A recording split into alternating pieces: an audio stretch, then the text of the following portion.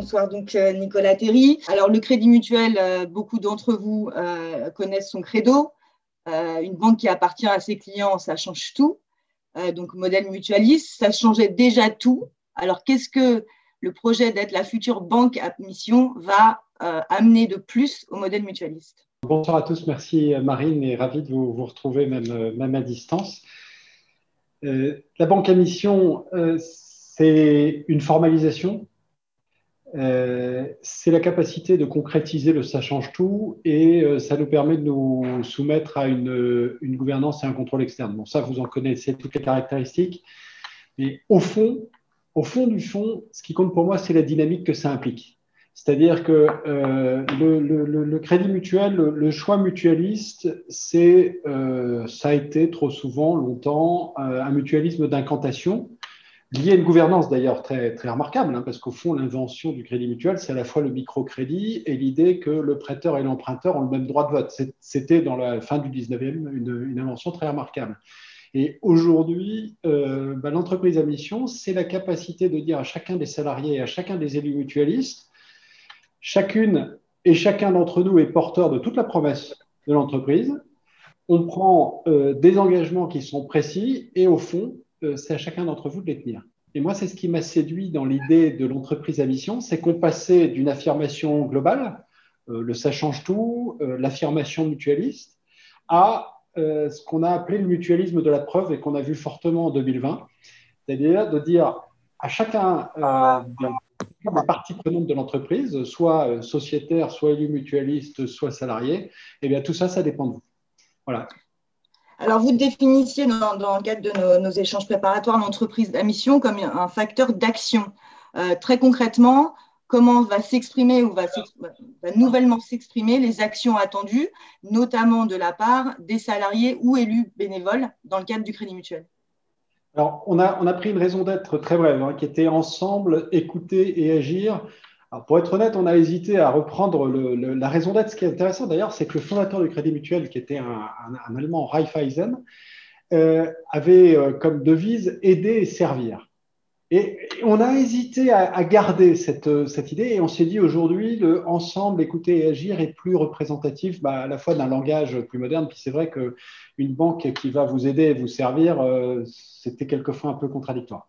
Et ensuite, on a défini 5 missions. Donc la première, c'est de servir les clients sur le long terme en fonction de leurs besoins et pas des priorités commerciales de la banque. Et donc, par exemple, l'engagement qu'on a pris et qu'on va prendre, c'est que chez nous, les salariés n'ont pas de rémunération variable et certainement pas de variable commerciale. Donc, voilà, le client, le conseiller que vous avez en face de vous ne va pas abuser de sa position pour arrondir son portefeuille. Deux, la banque de tous, la lutte contre toutes les discriminations, et je suis très attaché à ce qu'on soit à la fois vis-à-vis évidemment des salariés, mais aussi vis-à-vis de tous les clients, la banque de tous, sans segmentation commerciale, j'allais dire, trop affirmée ou sans différence de traitement. Tout le monde a un conseiller dédié, par exemple. Trois, ce qu'on a appelé l'intimité numérique, la protection des données, leur non-commercialisation. 4, le fait d'agir sur les territoires, d'affirmer la volonté de garder un réseau territorial, de faire vivre l'environnement territorial de manière forte. Et puis la dernière, c'est de contribuer à un monde plus juste et plus écologique parce que je suis convaincu que le rôle d'une banque aujourd'hui, autant à la Fondation, c'était de lutter contre la pauvreté rurale, autant aujourd'hui, c'est de contribuer à une transformation environnementale, à la lutte contre le dérèglement climatique et à l'accompagnement des clients dans cette perspective-là. Alors, on va revenir sur ces sujets d'accompagnement, enfin de lutte contre le changement climatique et de la manière dont la banque à mission que vous allez devenir peut faire effet de levier. Peut-être pour revenir sur un point que vous avez évoqué la spécificité de la gouvernance du Crédit Mutuel. Comment cette gouvernance a-t-elle vocation à évoluer quand vous aurez ce statut de banque à mission? Alors, on a décidé en fait d'insérer l'entreprise à mission dans notre gouvernance mutualiste. Et notamment, on a ce qu'on appelle un conseil stratégique qui est composé de nos grands élus sociétaires, qui est composé aussi parce qu'on est une entreprise qui est assez marquée dans un certain nombre d'entités par la cogestion allemande. Pour vous donner un exemple, le mandat un peu fondamental que j'ai dans le Crédit Mutuel, c'est président de la Fédération de l'Est, Centre-Est Europe. Et je suis élu par une instance qui est composée aux 3 quarts de représentants des sociétaires, donc des clients, et un quart de représentants des salariés. Et donc, ce comité stratégique va avoir à la fois des représentants des sociétaires, des représentants des salariés et des dirigeants. Et c'est lui qui va se constituer lui-même en comité de mission pour, j'allais dire, aligner en permanence la stratégie qui est sa responsabilité avec la mission. Et on a beaucoup réfléchi, on s'est dit, mais est-ce qu'il faut faire une autre instance? On a hésité, on a tournicoté, et à la fin des faits, on s'est dit non. Si on veut que la mission, ça soit dans l'ADN du Crédit Mutuel, eh bien, il faut l'ancrer dans sa gouvernance. Après, le deuxième temps de la manœuvre, c'est qu'une fois qu'on avait fait ça, bah, évidemment, se pose un problème de, j'allais dire, comment secouer le système. Comment faire qu'une parole différente, critique, constructive, soit exprimée. Et on est en train de constituer ce qu'on a appelé entre nous un comité d'interpellation. Alors là, pour le coup, totalement extérieur, composé de personnalités incontestables, en essayant de trouver des personnalités qui ont à la fois une très bonne connaissance de nos métiers et un vrai engagement, un vrai souci, j'allais dire, de bien commun. Et on compte sur eux pour à la fois contrôler l'organisme certificateur, le sélectionné, mais aussi pour faire rapport à la place de la direction sur l'exercice de la mission. Voilà, donc c'est un équilibre de gouvernance un peu subtil, disons un petit comité d'interpellation style commando qui doit nous secouer très fort et une insertion immédiate dans notre gouvernance normale, le comité stratégique, notre Parlement mutualiste, pour que chacun puisse juger des qualités, des insuffisances, des choses à faire, etc. Et moi, mon Justement, objectif, c'est… Pardon. Allez-y. Sur ce comité d'interpellation, d'autres entreprises ont choisi d'en constituer. On a l'exemple de Veolia, le Critical Friends. Quel va être le véritable pouvoir donné à ce comité d'interpellation et notamment, est-ce qu'il aura un droit de regard ou d'interpellation également sur la stratégie de l'entreprise? Oui. C'est-à-dire, le mandat pour moi, vous voyez bien que dans les 5 missions qu'on a définies, on va de missions qui sont notre cœur de métier, qui est de servir les clients, sur l'organisation de la fonction RH, sur l'organisation informatique, sur notre insertion de réseau, sur notre action politique. Le pari qu'on a fait dans ces 5 missions est de couvrir quand même très largement notre action quotidienne. Et on voit bien que le plan stratégique qu'on a d'ailleurs révisé cet été très rapidement pour l'aligner avec les contraintes du Covid, doit découler aussi de ces missions. Et donc, le pari, c'est que le comité d'interpellation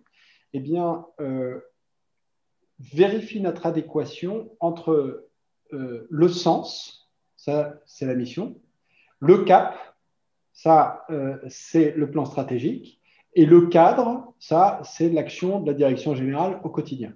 Et donc le sens, le cap et le cadre, on explique au maximum cette action-là en disant voilà, on vous dit à vous salariés de prendre plein d'initiatives dans le cadre qui vous est donné, réglementaire, etc. À la direction stratégique d'imprimer le cap avec ce plan stratégique 2023 dans lequel on a 200 actions, 250 actions qui nous paraissent prioritaires. Mais tout ça doit obéir à un sens. Et le comité d'interpellation, il devra vérifier qu'il n'y a pas de dissonance entre les trois.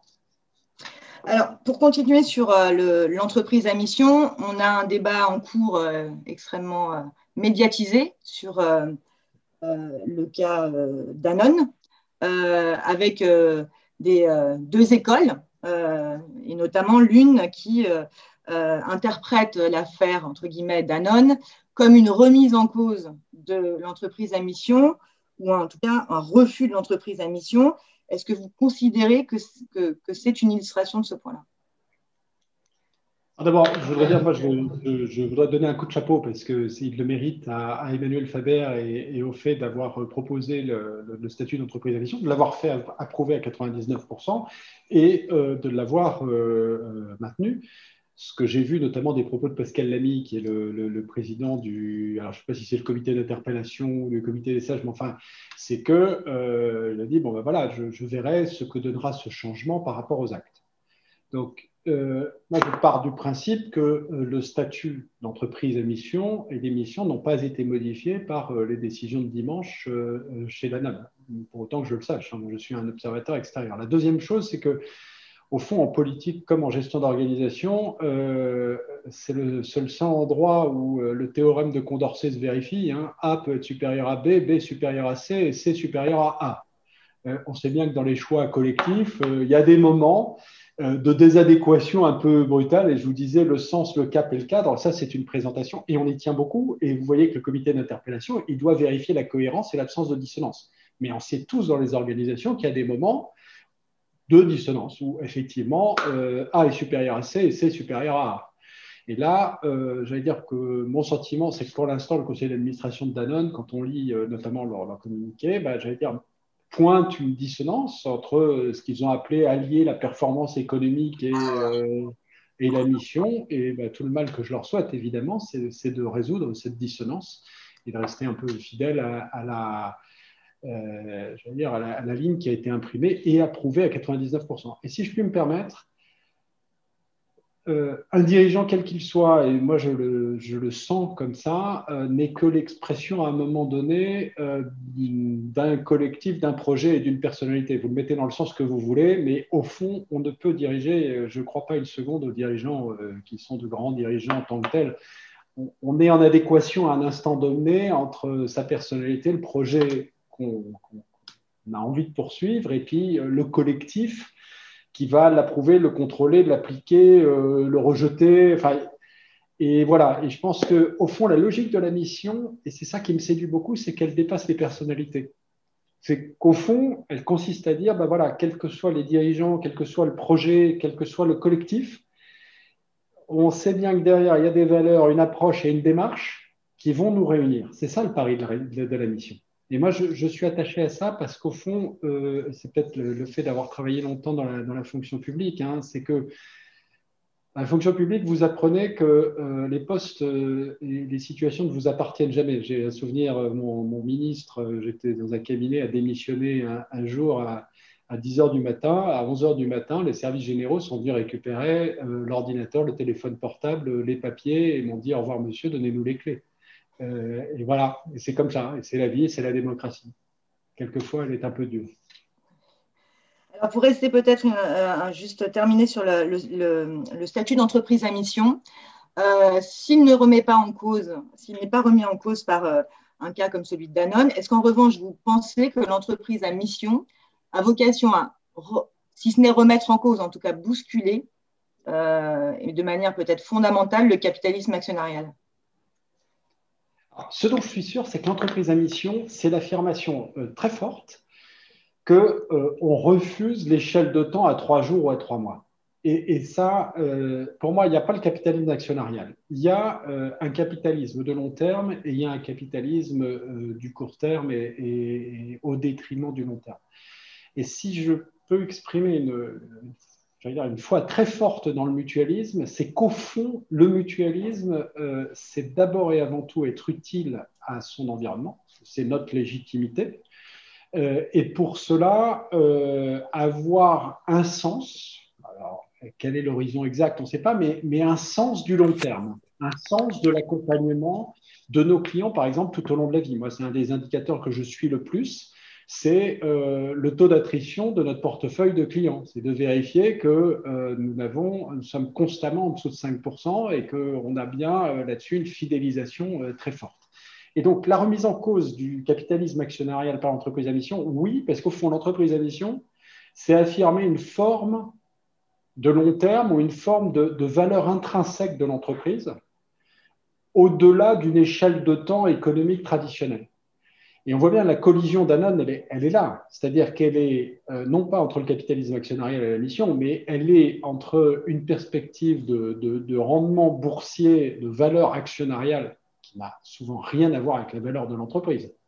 On sait tous que, je veux dire, pour vous donner un exemple dans le secteur bancaire, les banques aujourd'hui ont une cotation pour celles qui sont cotées qui est très, très, très inférieure à leur fonds propres. Je n'ai aucun doute sur le fait que la valeur intrinsèque de la Société Générale ou de la BNP, pour prendre les deux grandes banques cotées françaises, est très supérieure à ça.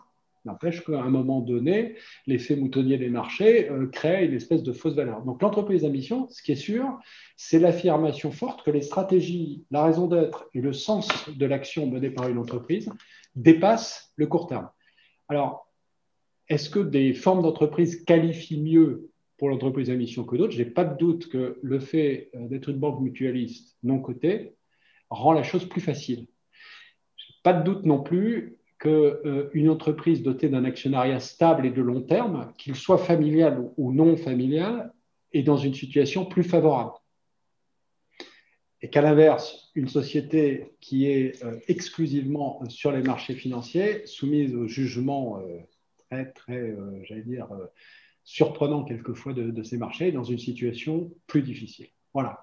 Donc, je ne fais pas, vous voyez, de théorie ou de combat entre les choses, mais ce qui est vrai, c'est que le pari d'Emmanuel Faber était un pari réussi, au sens où il a obtenu 99% du soutien de ses actionnaires. Donc, ça prouve quand même qu'il a déclenché une dynamique, mais soumis après en gouvernance n'excluant pas d'autres formes de pression, et notamment sur la valeur actionnariale. Bien. Pour revenir sur un des sujets que vous avez évoqué et qui fait partie de votre mission, l'engagement dans la stratégie climat. Vous n'avez pas attendu d'être banque à mission ou d'engager ce processus de banque à mission pour engager un certain nombre d'actions.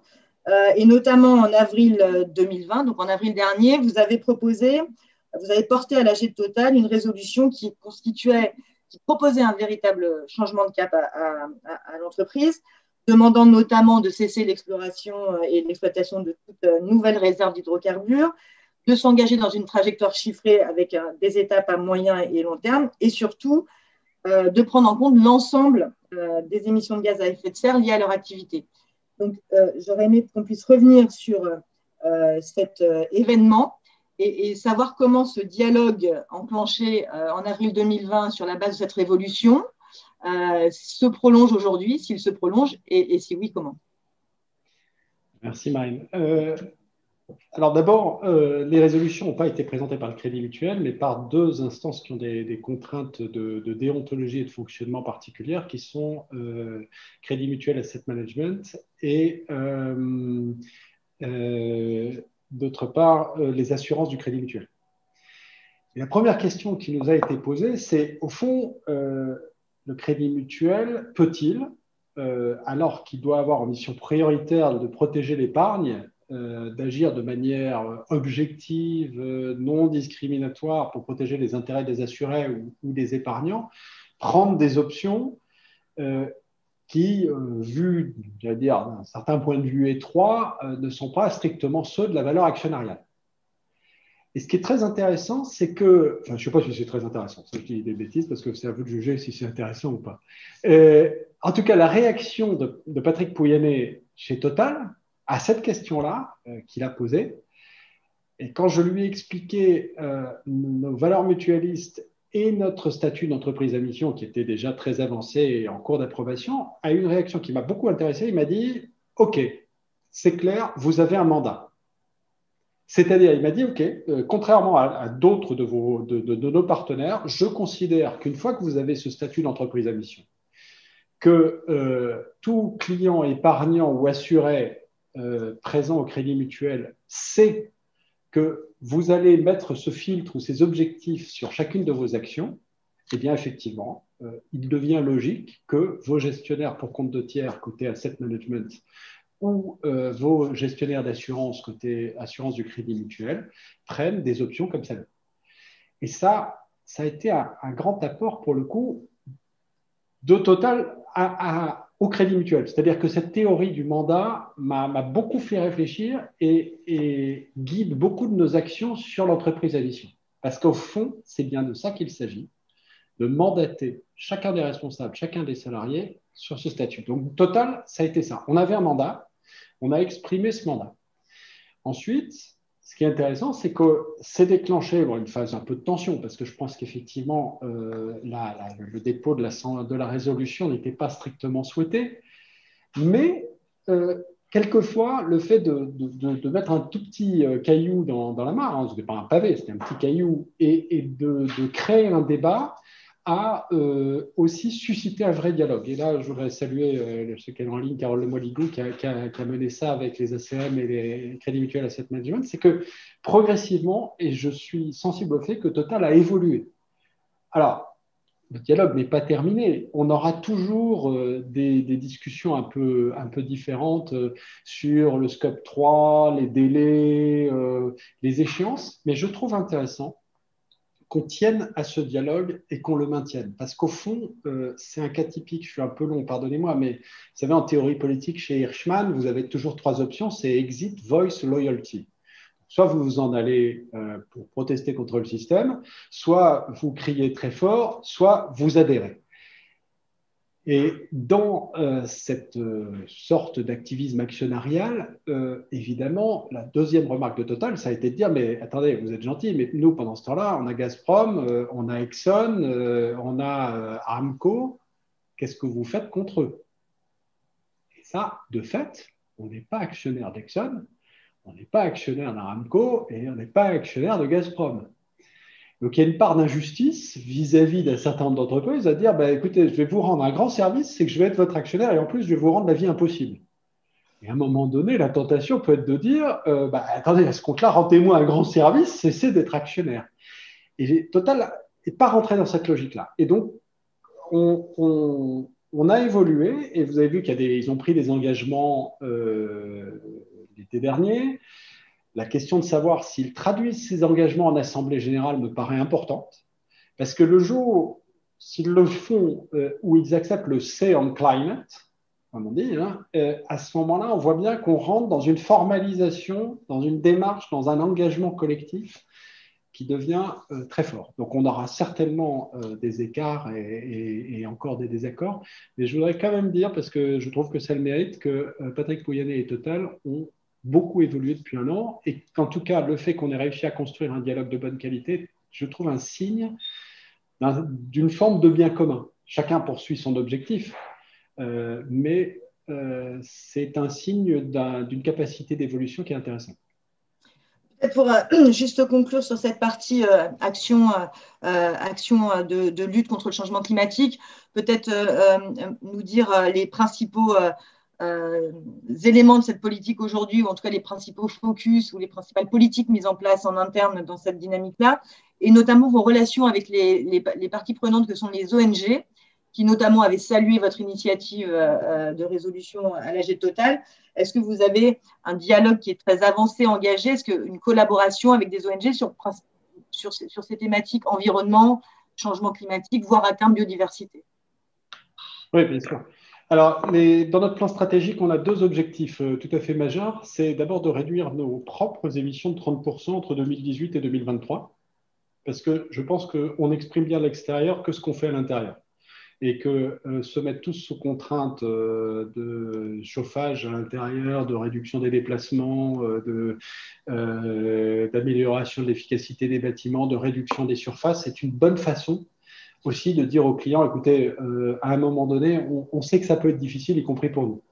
Et 30% en 5 ans, ça sera compliqué à atteindre et on fait tout ce qu'il faut et on assume le fait de le faire. Le deuxième objectif, c'est de réduire de 15%, ce qui est très exactement, toujours entre 18 et 23, les émissions du secteur corporate, assurance et gestion d'actifs, c'est-à-dire d'être en ligne avec les accords de Paris. Si on fait moins 15 sur ces portefeuilles-là, on est en ligne avec les accords de Paris et on continue à travailler. Là, c'est beaucoup plus difficile sur la décarbonation des autres catégories de crédit, notamment pour les particuliers, pour aider à ça. Puis le troisième élément de notre stratégie, c'est ce qu'on appelle des politiques sectorielles. C'est que, pour vous donner un choix d'organisation, notre cellule de responsabilité sociale et mutualiste a été dès le départ placée à la direction des risques. Pour nous, la RSE pour d'autres entreprises, nous on appelle ça la RSM parce que mutualiste, c'est d'abord et avant tout une politique de risque. La banque, ça consiste à construire des bilans très considérables, 750 milliards d'euros, d'en tirer une rentabilité modeste. Je vous incite tous à payer plus de frais bancaires et à prendre soin de nous, hein, à avoir en tout cas au bilan de l'épargne et des crédits qui rapportent une rentabilité récurrente et durable. Aujourd'hui, nos commerciaux, ils financent des biens immobiliers qui auront encore une rentabilité en 2046. Un tout petit bout, mais encore une rentabilité. Si ces biens immobiliers sont fissurés parce qu'il y a eu des mouvements de terrain dus au dessèchement de l'argile, sont dans des zones qui n'étaient absolument pas inondables et qui le deviendront dans les 15 ans qui viennent, ou ne correspondent plus à des normes d'efficacité énergétique, on aura mal fait notre boulot. Et donc, le souci, j'allais dire, c'est qu'on a fait des politiques sectorielles, interdiction du charbon, interdiction des hydrocarbures non conventionnels, interdiction des financements de l'aviation d'affaires, exigence que tous les véhicules de transport soient aux normes Euro 6.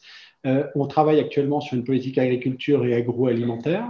Et on a des politiques sectorielles dans le secteur aussi de l'énergie. Vous voyez que notre idée, c'est que tout ça, ça doit se traduire en politique de crédit.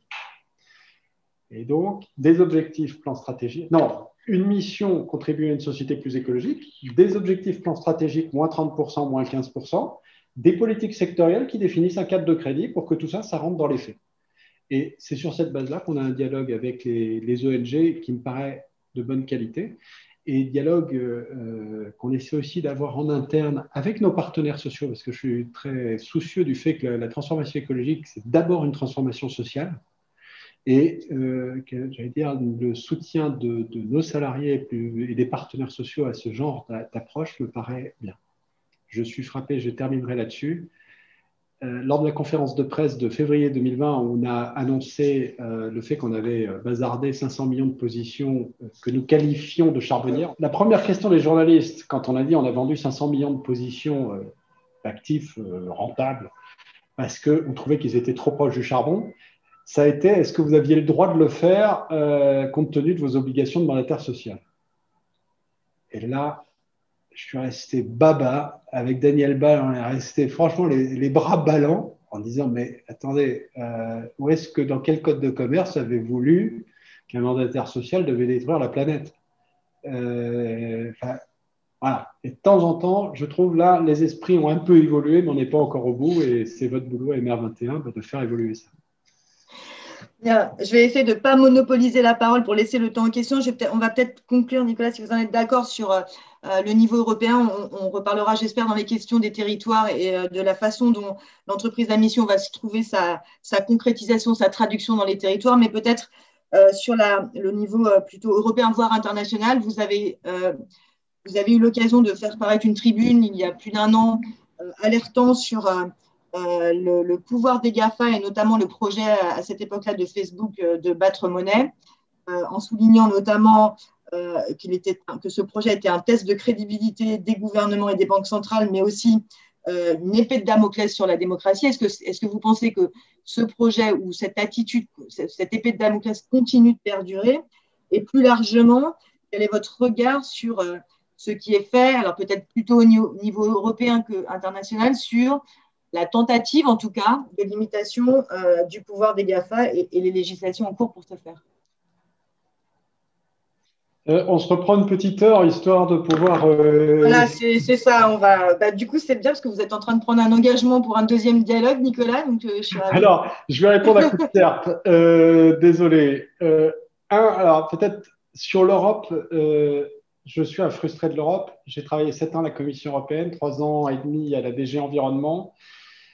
Que l'Europe n'ait pas eu l'intelligence de devenir l'acteur de référence de la lutte contre le dérèglement climatique me laisse pantois. Voilà, ils ont continué à faire des igouigouis de marché, de crédit carbone et des marchés carbone, sans avoir l'intelligence politique de base de mettre une taxe carbone aux frontières, de constater, j'allais dire, de rechercher, comme peut-être Delors l'aurait fait, l'équilibre entre le social, l'écologie et l'économie. Voilà, je ferme la parenthèse parce que pour moi, c'est une très, très, très grande tristesse. Mais je ne me serais jamais retrouvé au Crédit Mutuel si ça s'était passé.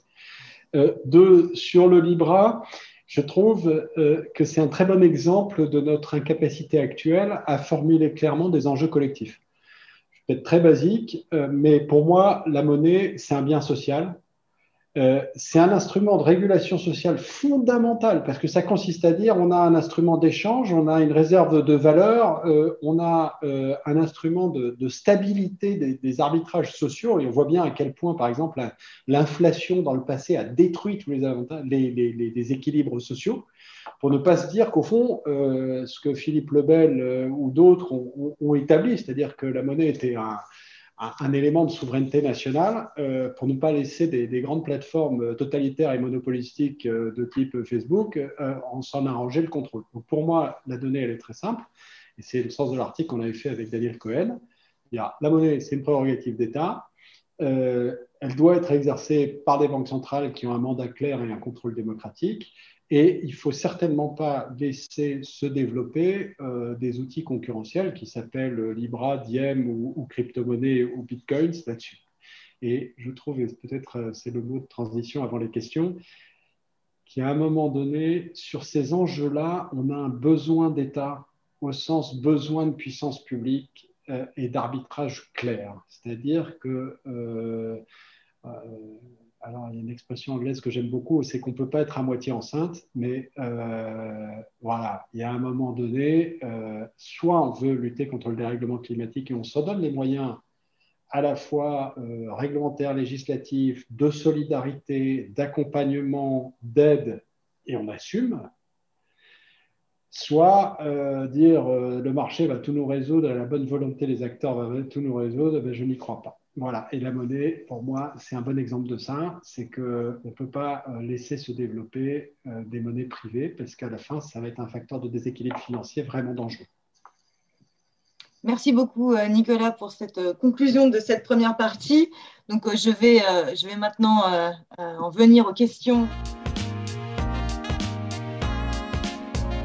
Ne pensez-vous pas que pour que l'entreprise à mission puisse se développer de façon cohérente, il faut un cadre plus contraignant, qu'il faut y ajouter la gouvernance?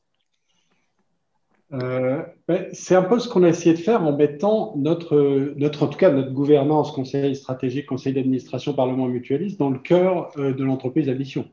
Alors, la loi nous contraint à avoir à la fois un comité de mission et un tiers évaluateur. Et c'est vrai que notre choix, ça a été d'articuler finalement notre conseil stratégique et le comité de mission. Donc, je suis d'accord qu'en tout cas, il faut sortir la question du comité de mission et de la direction générale et de la direction de la communication. Il faut que ça fasse partie de l'action de l'ensemble de l'entreprise et que chacun se retrouve comptable de cette exigence-là, la direction informatique pour ce qui nous concerne sur la protection des données, la direction commerciale sur les plans de développement, etc. Donc, je ne sais pas si j'ai répondu à la question, mais je ne suis pas sûr qu'il faille un cadre législatif plus contraignant, mais qu'on soit contraint quelque part d'insérer ça dans la gouvernance habituelle, ça me paraît important. Alors, une question sur l'aspect humain. En tant que banque à mission, ne pourriez-vous pas être la première banque qui réinvente la relation entre le banquier et ses clients? C'est ce qu'on essaye de faire, et notamment en ayant cette question du conseiller dédié. C'est-à-dire qu'on essaie d'assurer à chaque personne, quel que soit son niveau de revenu, de patrimoine, etc., une personne exclusivement chargée de ses intérêts, de l'accompagner, de lui répondre, ce qui est la tradition de la banque, hein, qui est une tradition très réactive, et d'associer une dimension très proactive, notamment grâce aux outils qu'on a développés avec IBM d'intelligence artificielle, de reconnaissance visuelle des caractères, de big data, pour qu'on soit toujours en pertinence vis-à-vis de nos clients en leur proposant des services, des produits, des accompagnements qui correspondent à leurs besoins. Donc, pour faire ça, je suis persuadé qu'aujourd'hui, vu la méfiance, je lisais un papier ce matin d'un sociologue qui disait que, par exemple, l'année 2020 a été une année où l'exigence de sincérité a été beaucoup plus forte qu'avant. Et je pense que l'entreprise à mission, quand je parlais du triptyque, le sens, le cap et le cadre, c'est bien l'idée de dire, mais au fond, vous pouvez avoir une banque en qui vous pouvez avoir sincèrement confiance parce qu'elle travaille pour vous. Et vous pouvez la critiquer, vous pouvez la juger, vous pouvez l'évaluer de manière très publique en fonction des engagements qu'elle prend. Si vous considérez que votre conseiller n'a pas répondu à votre attente sur la réponse à vos besoins, eh bien, ça engage toute la marque et ça engage toute l'entreprise. Alors, une autre question qui revient à la définition que vous avez donnée en quelque sorte de l'entreprise à mission comme facteur d'action. Vous avez souligné le fait que pour réussir, il faut embarquer tout le monde. Donc, concrètement, que ce soit salarié, mais aussi sociétaire, concrètement, comment allez-vous faire pour embarquer tout le monde dans cette action collective quotidienne? Alors, je vais vous dire, la réponse officielle, ça serait campagne de communication, insistance, y revenir en permanence. Et de fait, c'est ce qu'on fait. Après, la vraie question, c'est celle des émetteurs. C'est qu'au fond du fond, il faut qu'il y ait de la fierté d'appartenance et que chaque salarié et chaque élu mutualiste devienne lui-même émetteur et critique et proposeur, etc. Et donc, par exemple, nous avons rédigé l'émission à la suite d'une consultation de tous les salariés, de tous les élus mutualistes, qui nous ont dit, c'était assez intéressant, parce qu'ils nous ont dit d'abord, vous êtes trop long et verbeux, faites beaucoup plus simple sur la raison d'être, donc on a corrigé. Deux, les élus mutualistes nous ont dit, écoutez, vous n'en faites pas assez pour les territoires, nous, c'est à ça qu'on croit et c'est ça qu'on veut. Et les salariés nous ont dit, sur l'écologie, vous n'en faites pas assez, il faut être beaucoup plus clair. Et donc, on l'a affirmé beaucoup plus clairement. Et maintenant, on est au stade de la définition des engagements concrets associés à chacune de ces missions. On a fait un brainstorming des dirigeants. On a consulté les administrateurs. Et là, on va rentrer dans les 15 jours, 3 semaines qui viennent, dans une consultation de tous les salariés, de tous les élus mutualistes, mais aussi de 2 panels de clients d'une part et de la société d'autre part. Donc, on va faire un panel représentatif de la diversité sociale, politique, associative, économique, pour se mettre sous le jugement externe sur la définition des engagements. Et une fois qu'on aura tout ça, on prendra les engagements et le comité de mission approuvera ces engagements et le comité d'interpellation pourra faire son boulot en disant on trouve qu'ils sont insuffisants, suffisants, il faut les compléter, etc. Alors, une question qui est du même registre que d'embarquer. Quelles actions vous menez? Alors, le Crédit Mutuel, c'est la banque des territoires, la banque de la proximité. Quelles actions vous menez sur les territoires et quel rôle pour la banque à mission au niveau local? Comment ça va se traduire, s'exprimer? D'abord par la simple présence locale et de maintien du choix d'une banque de réseau présente dans les territoires. Et vous voyez qu'il y a des banques qui sont plutôt sur des plans de fermeture d'agence et nous, on n'a pas de plan de fermeture d'agence. On optimise le réseau, on le fait évoluer, mais on veut rester présent. Deuxièmement, dans le Crédit Mutuel, on n'a pas de banque régionale. On a 2100 caisses locales réparties sur le territoire. Une caisse locale, chaque fois que vous voyez une agence, c'est une banque. Et une banque de plein exercice qui a un portefeuille de clients, une équipe, un conseil d'administration, un bilan, un compte de résultat.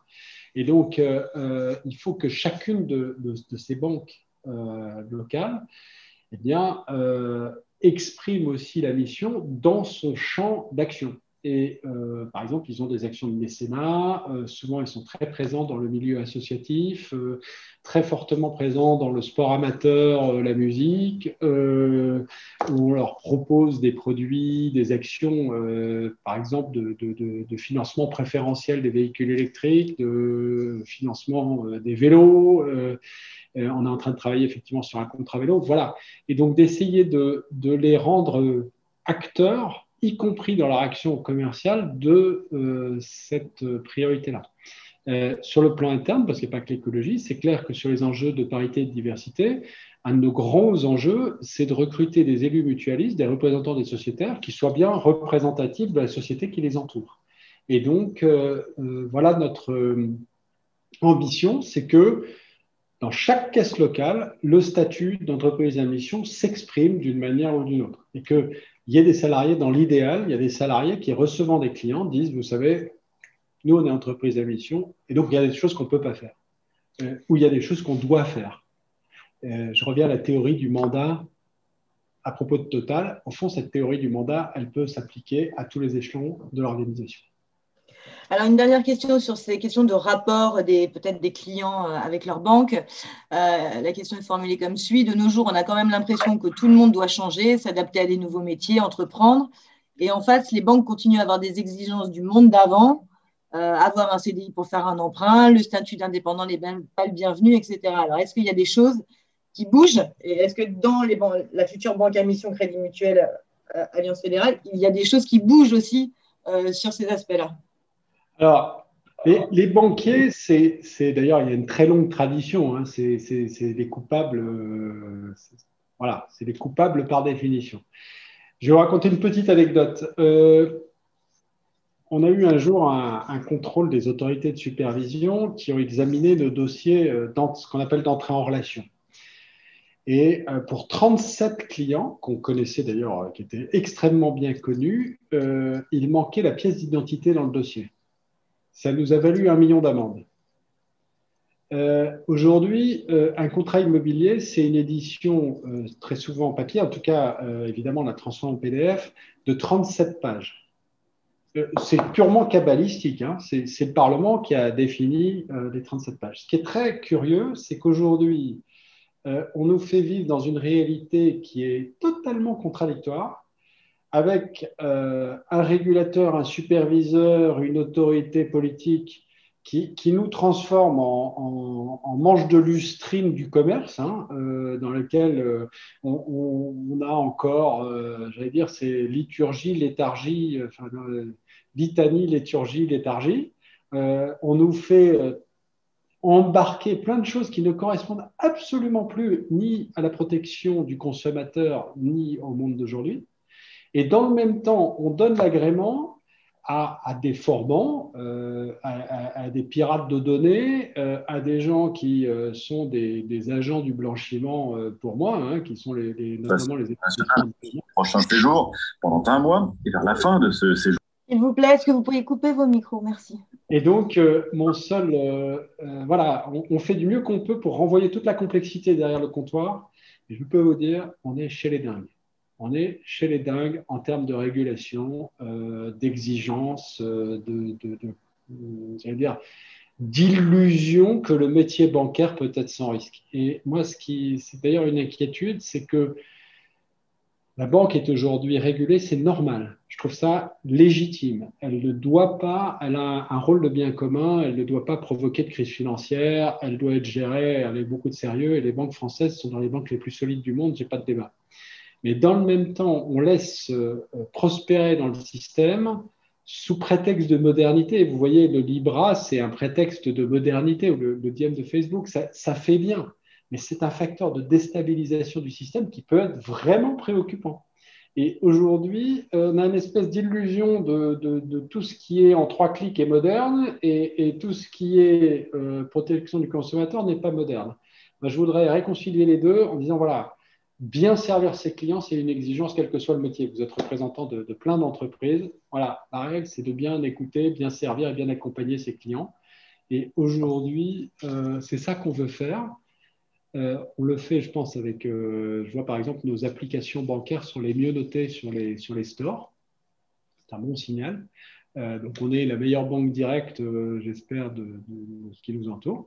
Mais quelquefois, on a tendance quand même à prendre les vessies pour des lanternes. Et je suis notamment inquiet sur cette dynamique, quelquefois, des établissements de paiement à qui on donne toutes nos données, qui s'en vont n'importe où et dont ils peuvent faire à peu près n'importe quoi. Alors justement, sur cette question de données, protection des données, est-ce qu'il y a des engagements ou des actions particulières développées, prises au sein du Crédit Mutuel sur la conciliation entre durabilité, mais aussi protection des libertés individuelles? Alors oui, d'abord, on a, je salue le Fred de Cointet, je le vois du coin de l'œil, qui est notre correspondant chez IBM, on est assez strict, même très strict, sur le fait que nos serveurs, c'est en France, il n'y a pas de cloud public, il n'y a que du cloud dédié sécurisé sur nos machines. Il n'y a pas de développement externe, hein, nos 99,9% de développement sont faits à l'interne et les données des clients ne sont jamais commercialisées parce qu'on veut les protéger. Donc la première garantie, c'est qu'à la fin, la sécurité informatique, c'est d'abord une affaire d'architecture, c'est d'abord une affaire d'installation de serveurs et c'est d'abord une affaire de sécurisation de tout ce dispositif et on y met tous les moyens nécessaires et on y est très attentif. Donc ça, c'est la première donnée, c'est que pour protéger des données, il faut avoir l'architecture, le système, les méthodes qui font qu'en gros, elles ne sortent pas. Moi, je pense qu'il n'y a pas d'autre débat. Les gens qui vous disent on vous protège vachement bien les données et elles sont quelque part entre Palo Alto, le Groenland et la Sibérie et tout ça fonctionne et est géré dans un cloud public, je considère que c'est de la plaisanterie. Deuxièmement, ces données, elles servent à la relation entre le client et le conseiller. Les deux étant connus et déniés et désignés. Et là, il y a une relation de confiance qui se joue. Et je suis très frappé de tout ce qu'embarque le comportement de consommation. Vous ne vous rendez pas compte, enfin si, vous vous rendez sûrement compte de tout ce qu'on sait de vous en fonction de vos dépenses et de vos flux financiers. Et donc, c'est important que vous ne les confiez qu'à des personnes que vous connaissez et dans lesquelles vous avez confiance. Parce que sinon, effectivement, un algorithme va décider qui vous êtes, de quelle manière, et avec toutes les conséquences sociales du score, par exemple, de crédit à la consommation chez Alibaba ou chez Alt. Et donc voilà ce qu'on fait de l'architecture informatique très stricte, une relation de confiance avec le conseiller, et puis l'espoir que progressivement dans l'opinion, ces questions-là deviennent importantes et qu'on se dise que le consentement individuel, moi j'ai toujours un petit problème avec le consentement individuel strict, c'est-à-dire qu'on clique tous, hein, j'accepte, j'accepte, j'accepte, et en fait on ne sait absolument pas ce qu'on accepte. Moi je crois au consentement éclairé et que là aussi je préfère travailler avec une entreprise qui se met sous une contrainte que je connais, générale, globale, je sais que mes données ne seront pas commercialisées, plutôt que d'être dans une succession de consentements individuels. Merci. Alors, on nous reste une petite dizaine de minutes. J'ai encore pas mal de questions. Sur un autre registre, que pensez-vous d'une taxe sur la spéculation financière? Alors, elle n'a aucune chance, puis au fond, la transaction, j'allais dire, la définition même de la spéculation est difficile. Par contre, une taxe carbone, ça, j'y crois vraiment, et notamment aux frontières. Au fond, on a inventé la TVA. On peut parfaitement définir une taxe carbone aussi aux frontières, et ça nous aidera grandement. Alors, autre question plutôt au niveau européen. Les États ne semblent pas avoir de problème à générer des déficits importants.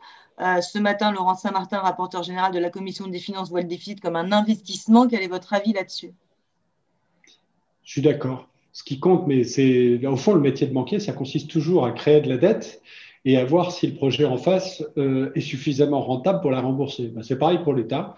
C'est que je considère que ce qui compte, c'est la qualité de la dépense publique, c'est la qualité des services collectifs. Si je peux me permettre, la crise du Covid, c'est aussi une démonstration que les services collectifs, c'est important et que la santé, l'éducation, l'accompagnement social, ben, c'est clé face à une crise comme ça. Et la dette, pour moi, doit être jugée. Il fallait financer exactement toute cette action. Et aujourd'hui, consacrons-la à la transition écologique et à la lutte contre les conséquences du Covid, et on s'en portera tous mieux. Alors, après, débat sur remboursement, pérennisation ou annulation de la dette, de mon point de vue, une règle simple serait de dire on la pérennise, on la roule sur le très long terme, elle va se faire manger progressivement par l'inflation, et cette dette Covid qu'on aura isolée, eh bien, elle va perdre progressivement de sa valeur en capital, on continue à verser les intérêts, et comme ça, on aura accompagné sur la durée cette crise tout à fait exceptionnelle. Alors, j'ai deux questions pour revenir sur des enjeux plutôt environnementaux qui sont autour de la biodiversité et notamment quelle est votre position en matière de partenariat avec le monde de la recherche et du développement au sujet de la low technologie.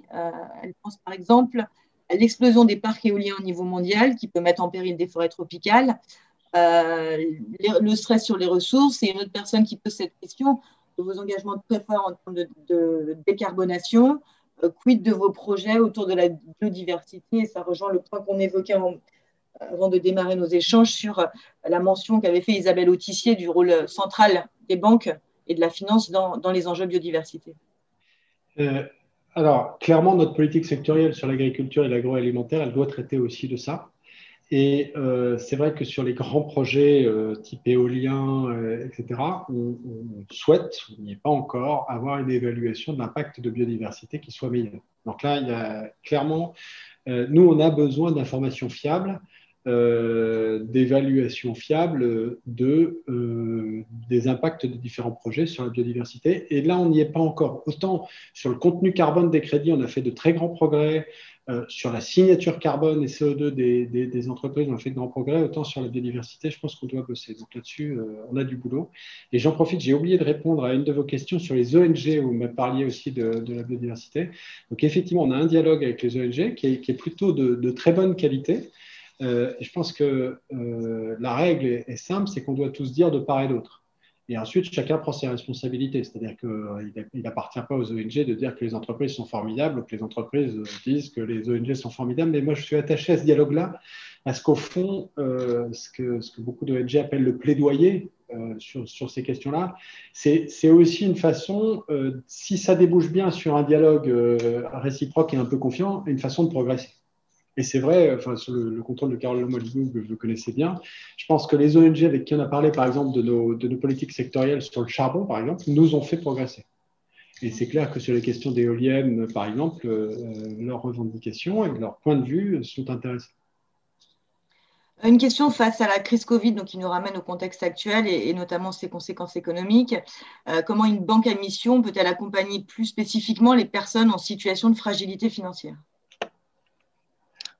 Ce qu'on a fait, on a annulé les frais d'incident pour tous les bénéficiaires de ce qu'on appelle l'offre client fragile, hein, qui est les clients qui ont des difficultés spécifiques.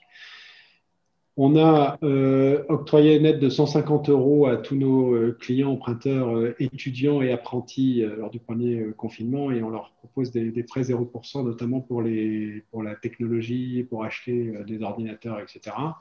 Vous avez peut-être vu, on a eu un gros succès auprès de nos concurrents assureurs il y a près d'un an, quand on a fait une prime de relance mutualiste pour les aider à repartir après le premier confinement.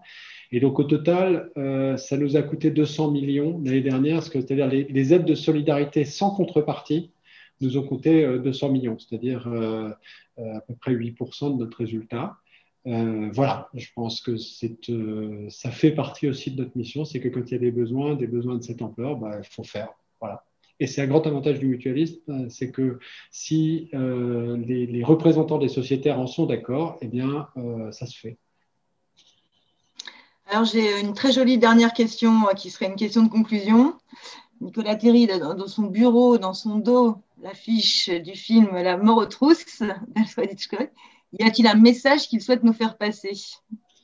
Alors, c'est un cadeau de mes enfants, et donc j'ai décoré mon bureau avec les cadeaux de mes enfants. Vous savez, c'est comme les colliers de dos, il y a un moment donné, on les recycle, ils nous touchent et on trouve ça très bien. Le message, c'est juste qu'aujourd'hui, je pense que en tout cas, moi, c'est comme ça que je vis dans cette pièce. C'est qu'on a tous besoin de douceur, d'art, de changer les idées, de regarder le monde différemment. Et le seul message que j'adore d'Hitchcock, et si je peux me permettre, il y a un très très très grand livre, c'est le dialogue entre Hitchcock et Truffaut. C'est qu'au fond, il y a dans le cinéma un changement radical, mais ce que Hitchcock nous raconte, c'est qu'on peut construire des histoires sur rien du tout. Sa fameuse théorie du MacGuffin, je ne sais pas si vous connaissez ça, c'est qu'il construisait ses histoires sur des prétextes, et notamment, j'ai oublié le titre du film, des espions qui revenaient de Tchécoslovaquie, et le grand secret était une musique de comptine pour enfants. Et quelquefois, dans les entreprises, dans les organisations, on se raconte beaucoup d'histoires. On est capable de générer des quantités de mythes, de valeurs, de grands plans, etc. Et à la fin, moi, je pense toujours à Hitchcock en me disant que on se raconte, tout peut dépendre de la musique d'une comptine pour enfants, et que cette part d'enfance, de liberté, de simplicité, il faut toujours la garder, parce qu'à la fin, on construit des pyramides de Kapla, et puis on oublie que ce qui compte, c'est juste d'être simple, crédible, sincère et compréhensible. Merci beaucoup, Nicolas Terry.